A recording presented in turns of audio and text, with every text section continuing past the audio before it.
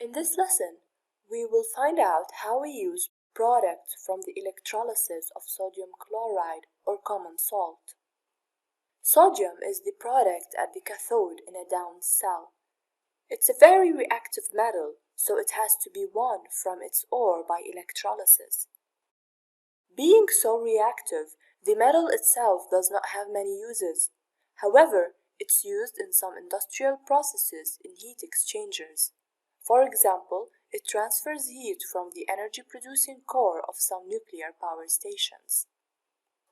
A little sodium vapor is also found in some street lights. It gives them their characteristic yellow color. The yellow light is given out when excited electrons fall back into lower shells or energy levels. Now let's look at the uses of chlorine and some of its compounds. Chlorine is used in swimming pools to kill germs. It's also used in antiseptics, weed killers. It kills germs in drinking water and in the bathroom. It's used in bleach to whiten paper. It's used in hydrochloric acid and in dry cleaning solvents. You can see that there are many daily uses of chlorine. Sodium hydroxide is a very important alkali.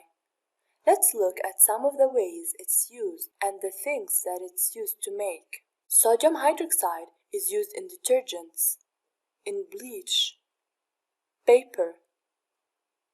It's used in the purification of bauxite to extract aluminum. It's used in manufacturing other chemicals and in rayon fibers.